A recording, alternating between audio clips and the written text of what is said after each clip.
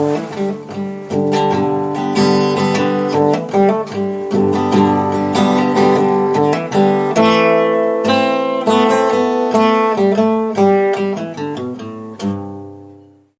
now as we've listened to this song, what you're going to see here as we put the lyrics up, and we're going to analyze both lyrics and the music structure. We're going to talk first about the music structure. And the first thing you're going to notice is that you're going to notice that on the screen there's some weird things in brackets, which are all numbers. And this is my way of keeping track of voicings. When I don't want to just name a chord, I will suggest how to play that chord on the guitar that I'm going to be using. And so the very first abnormal voicing you come to in this particular program says 4-3-3-2 2-3.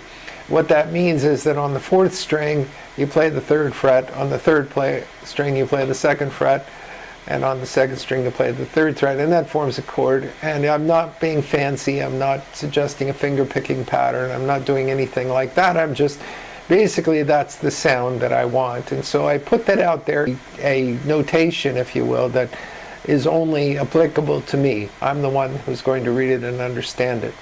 I know that there are ways you could put the legitimate name of the chord on it, and you could memorize the voicing by how you did it, or you could put it in tablature or other forms. But for me, with my computer and the way I simply register songs, I don't want to put diagrams on there, and I don't want to put tabs on there.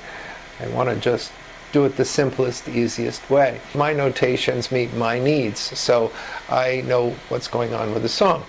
You know, when you're first learning and first starting out in chord structure, you're realizing that most chords are going to be either majors, minors, or they're going to be seventh chords.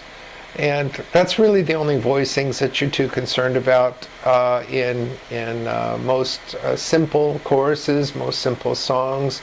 You're going to find that almost every song can be played with those.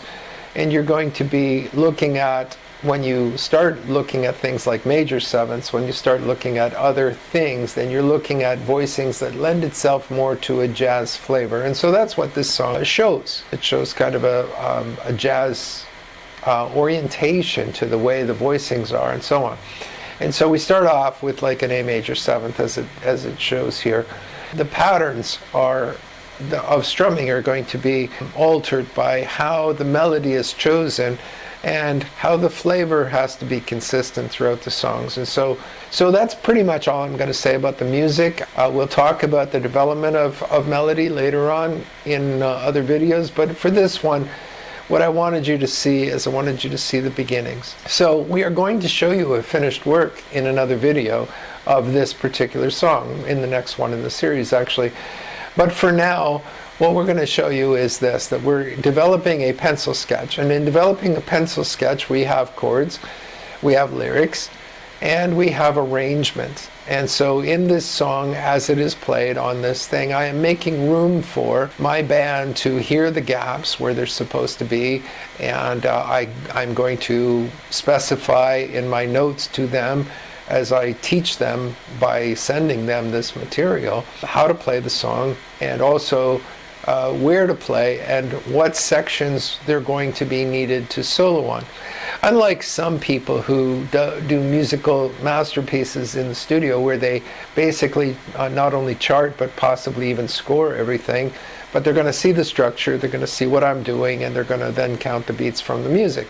So the song that we played you just a moment ago was the actual song as I sent it to the band. Then the notes on the song will tell them who gets the solo, whether it's a guitar or a saxophone or a keyboard or whatever is going to get the solo. And then I'm not going to restrict them. I'm going to chart them, but I'm not going to instruct them or try to write their solos out for them. And the reason is that in the studio, I want to be the dumbest guy there. I want to be the producer who knows who to rely on, but I want their creativity to take the song and make more out of it than I could do all by myself. So we've done that. We're going to take another video and we're going to look at specifically the lyric of this song, and then we're going to take a video and we're going to look at the finished product that came out. Okay, love you. We'll see you all in a bit.